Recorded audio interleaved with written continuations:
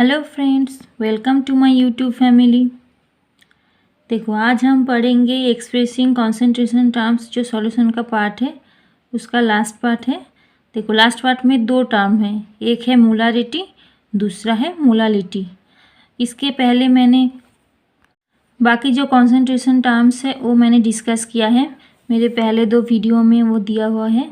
अगर आप देखना चाहते हैं तो वो वाले वीडियो ज़रूर देख लेना, आपके आइडिया बिल्कुल क्लियर हो जाएगा। अब देखो, इस वाले वीडियो में मैं दो टर्म डिस्कस करूँगी, मोलारिटी एंड मोलालिटी। तो ये मोलारिटी क्या है, देखो। मोलारिटी, जिसको कैसे डिनोट करते हैं, कैपिटल एम से, is defined as number of moles of solute dissolved in 1 litre, और ब्रैकेट में क्या लिखा है, और 1 cubic decimetre of solution. Defined कैसे करते हैं, देखो, number of moles of solute, यानी कि सॉल्यूट का जो नंबर ऑफ मोल्स है वो क्या करते हैं, 1 लीटर ऑफ सॉल्यूशन में कितना number of moles of solute dissolve होता है, वही होता है वो सॉल्यूशन का मोलारिटी। अब 1 लीटर को हम ये भी कह सकते हैं कि 1 क्यूबिक डेसीमीटर, ठीक है। अब देखो, यहाँ पे टर्म दिए हुए हैं, देखो कैसे एक्सप्रेस करते हैं। Molarity equals two moles of solute by volume of solution in litre. तो हमने नंबर ऑफ मोल्स ऑफ निकालना हमें आता ही है। नंबर ऑफ मोल्स कैसे निकालते हैं, number of moles of component हम कैसे निकालते हैं, number of moles equals to क्या होता है, given mass by molar mass. तो यहाँ पे देखो हम ऐसे निकाले, देखो मोलारिटी हम कैसे निकालेंगे, molarity equals two moles of solute by volume of solution, किसमें, इन लीटर, क्योंकि वॉल्यूम का यूनिट हमें पता ही है, लीटर होता है। तो देखो, ये जो वॉल्यूम है सॉल्यूशन के, किसमें, लीटर में, हमेशा क्या होगा, ये जो नीचे वाला जो पार्ट होगा वो हमेशा हमें लीटर में निकालना है। अगर क्वेश्चन में लीटर में दिए हुए हैं तो कुछ करना नहीं है, बस वो वैल्यू यहाँ पे पुट करना है। लेकिन अगर यहाँ पे अगर क्वेश्चन में ये जो वॉल्यूम ये अगर लीटर में नहीं देते हैं, मिलीलीटर या और कोई यूनिट में दिए हुए हैं, तो उसके हमें पहले लीटर में कन्वर्ट करना होगा, फिर हम कैलकुलेट कर पाएंगे। तो यहाँ पे देखो ऊपर क्या दिए हुए हैं, मोल्स ऑफ सॉल्यूट। तो मोल्स ऑफ सॉल्यूट मतलब जो सॉल्यूट है उसका नंबर ऑफ मोल्स। तो नंबर ऑफ मोल्स हम कैसे निकालते हैं, ये आपको सबको पता ही है। देखो, number of moles equals to क्या होता है, गिवन मास बाय क्या होता है, मोलर मास। तो वहाँ पे कुछ ना कुछ दिए होंगे, गिवन मास दिए हुए हैं, तो हम मोलर मास निकाल सकते हैं उस कंपाउंड का या सॉल्यूट का। फिर हमें क्या निकाल लेंगे, नंबर ऑफ मोल्स हम आसानी से निकाल पाएंगे। तो ऐसे ही हम क्या निकालते हैं, मोलारिटी। तो याद रखना, मोलारिटी जो होता है उसका जो नीचे टर्म होता है वो किसका होता है, सॉल्यूशन एंड लीटर। ये पूरा सॉल्यूशन का वॉल्यूम होगा किसमें, लीटर में। ये आप अच्छे से याद कर लेना। चलो, आरटी में क्या दिए हुए हैं, देखो लास्ट में देखो एग्जाम्पल दिए हुए हैं। For example 0.25 mole litre inverse और 0.25 मोलर। ये जो कैपिटल नेम है इसको हम मोल लीटर इनवर्स भी कह सकते हैं। क्यों, क्योंकि मोल्स ऑफ सॉल्यूट मतलब ऊपर क्या होता है, मोल, और नीचे क्या होगा, लीटर। तो यूनिट क्या आ जाएगा, मोल लीटर इनवर्स। ऐसे भी हम इसे एक्सप्रेस कर सकते हैं। तो देखो, 0.25 mole litre inverse solution of NaOH means that 0.25 mole of NaOH has been dissolve in 1 litre. तो इसका मतलब क्या है, 1 लीटर सॉल्यूशन में जो NaOH है, NaOH कितने होगा, 0.25 मोल ऑफ NaOH। तो 0.25 मोल NaOH क्या होगा, 1 लीटर सॉल्यूशन में डिजॉल्व होगा। तो इसका मतलब ये हुआ। अब देखो यहाँ पे मैथ का एग्जाम्पल दिए हुए हैं, मेरे बुक में थोड़ी सी काली काली है तो मैं यहाँ पे क्वेश्चन आपको पढ़ देती हूँ। Calculate the molarity of a solution containing 5 gram of NaOH in 450 ml solution. तो यहाँ पे हमें क्या निकालना है, मोलारिटी किसका, एक सॉल्यूशन का जिसमें क्या होगा, 5 ग्राम ऑफ NaOH डिजॉल्व है, कितना सॉल्यूशन में, 450 ml सॉल्यूशन में। तो हमें देखो NaOH का क्या दिया हुआ है 5 ग्राम। तो यहाँ पे हम लिख देती हूँ क्या क्या डेटा दिए हुए हैं। तो ये क्या है एग्जाम्पल 2.2। देखो गिवन क्या है वो हम पहले लिख लेते हैं। देखो यहाँ पे 5 ग्राम NaOH बोला है, इसका मतलब गिवन मास ऑफ NaOH क्या होगा 5 ग्राम। तो मोलर मास हम निकालते हैं। Molar mass of NaOH equals to क्या होगा NaOH सोडियम का क्या कितना होता है 23 प्लस ऑक्सीजन का कितना 16 प्लस हाइड्रोजन का कितना 1। तो टोटल क्या हुआ 23 प्लस 16 प्लस 1 यानी कि तो क्या हुआ 40 ग्राम मोल इन्वर्स। तो ये अब हम आसानी से number of moles of NaOH निकाल सकते हैं। Number of moles of NaOH, देखो number of moles of NaOH हमें क्यों चाहिए, तो अभी पढ़ा है कि मोलारिटी अगर हमें निकालना होगा तो हमें पहले क्या निकालना पड़ेगा number of moles of solute. तो यहाँ पे सॉल्यूट क्या है NaOH, इसलिए हमें NaOH का नंबर ऑफ मोल्स निकालना है। तो देखो इक्वल्स टू क्या है गिवन मास यानी कि 5 ग्राम बाई मोलर मास कितना है 40 ग्राम मोल इनवर्स इक्वल्स टू कितना होगा, अगर हम इसे कैलकुलेट करेंगे तो हमें क्या मिलेगा 0.125 मोल। ठीक है, तो हमने पहले पार्ट निकाल लिया है। पहले पार्ट क्या था नंबर ऑफ मोल्स। अब सेकंड पार्ट क्या है, सेकंड पार्ट हमें क्या निकालना है volume of solution in litre. तो मैंने पहले भी कहा है यहाँ पे जो वॉल्यूम दिए हुए हैं वो हमें ऑलवेज लीटर में कन्वर्ट करना होगा। तो यहाँ पे वॉल्यूम कितने दिए हुए हैं, वॉल्यूम इक्वल्स टू 450 ml।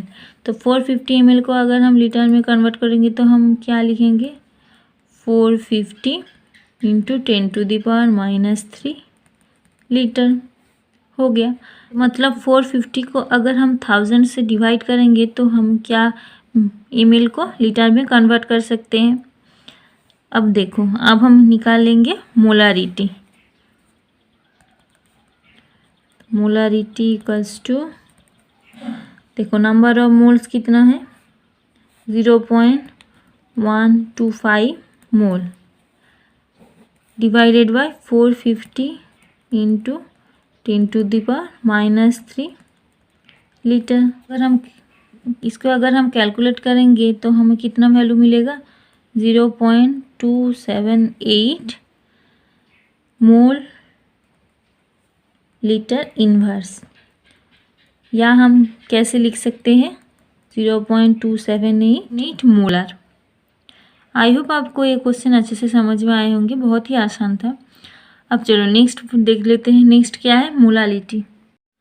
तो देखो बच्चों मोलालिटी क्या है, मोलालिटी जिसको कैसे डिनोट करते हैं स्मॉल m।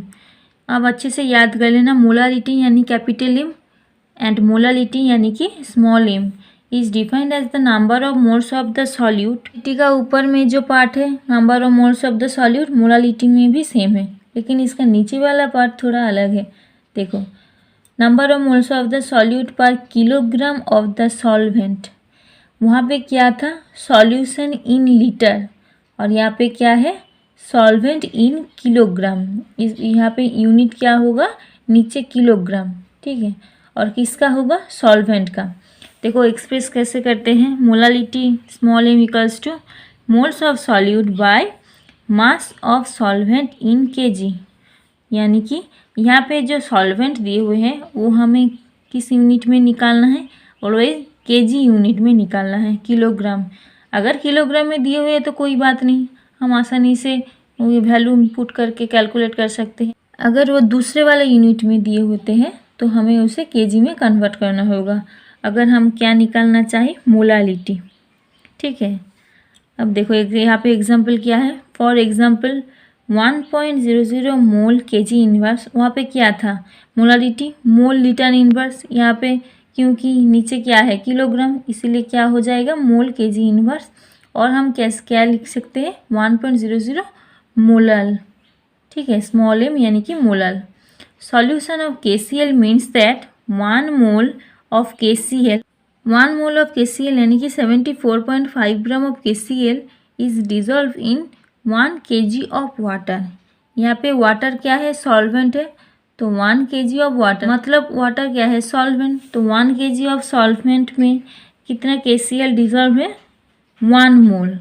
इसीलिए हम क्या कह सकते हैं, इसका मोलालिटी 1 मोलल या 1 मोल पर kg। ठीक है, अब देखो, each method of expressing concentration of the solution has its own merits and demerits. तो यहाँ पे हम जो टर्म पढ़े हैं, तो वहाँ पे देखो टोटल 7 टर्म्स पढ़े हैं जो क्या कॉन्सेंट्रेशन एक्सप्रेस करते हैं। तो हर टर्म्स हर जगह पे लागू नहीं होंगे। हर टर्म का कुछ मेरिट्स होते हैं, कुछ डिमेरिट्स होते हैं। तो उसके बेसिस पे या कंडीशन के बेसिस पे हम यहाँ पे अप्लाई करेंगे कौन सा टर्म, वो हमें देखना है। तो यहाँ पे देखो, जो mass percentage, ppm, mole fraction and molality are independent of temperature. ये जो टर्म्स है, mass percentage, ppm, mole fraction and molality, ये जो 4 टर्म्स है, ये क्या है, टेम्परेचर इंडिपेंडेंट, मतलब टेम्परेचर के ऊपर डिपेंड नहीं करते हैं। इसीलिए ये सारे टर्म्स जहाँ पे टेम्परेचर बहुत फ्लैक्चुएट होता है, तो वहाँ पे हम ये इस तरह से हम कॉन्सेंट्रेशन निकाल सकते हैं ये सारे प्रोसेस अप्लाई करके। Where is molarity is a function of temperature. लेकिन ये जो मोलारिटी होता है, मोलारिटी क्या होता है, फंक्शन ऑफ टेम्परेचर। क्यों, this is because volume depends on temperature and the mass does not. तो हमने अभी भी पढ़ा है मोलारिटी में क्या होता है, नीचे volume of solution in litre.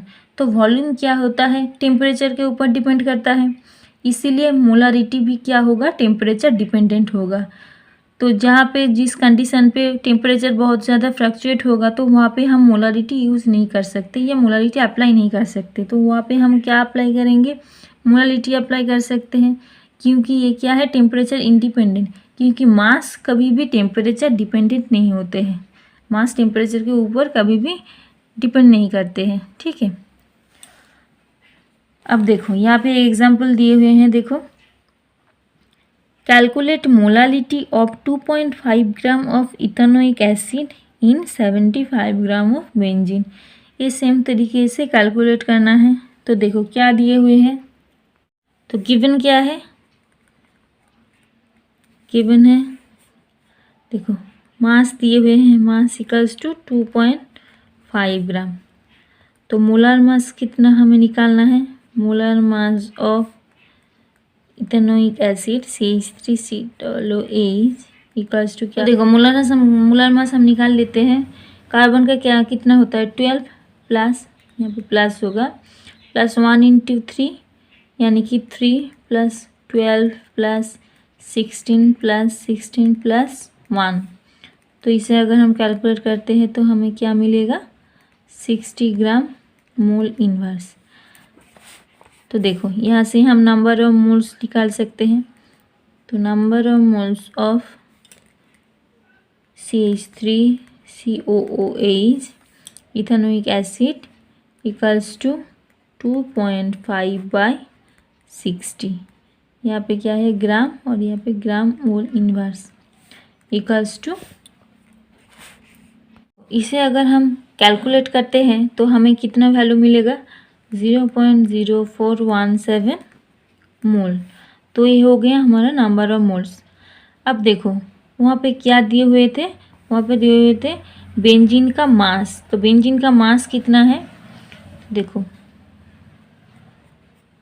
Mass of benzene, यहाँ पे बेंजीन क्या है, सॉल्वेंट, तो वहाँ पे क्या है 75 ग्राम। तो हमें किस में कन्वर्ट करना होगा, ग्राम को किलोग्राम में, यानी कि 75 × 10⁻³ kg। तो बस हो गया। अब हम वैल्यू पुट कर देते हैं, यानी कि molality equals to 0.0417 mole divided by 75 × 10⁻³ kilogram. तो यहाँ पे कैलकुलेट करेंगे तो हमें कितना वैल्यू मिलेगा, 0.556 मोल kg इनवर्स, या हम कैसे लिख सकते हैं 0.556 स्मॉल m यानी कि मोलल। ठीक है, तो आई होप आपको यहाँ तक अच्छे से समझ में आए होंगे। Thank you for watching this video.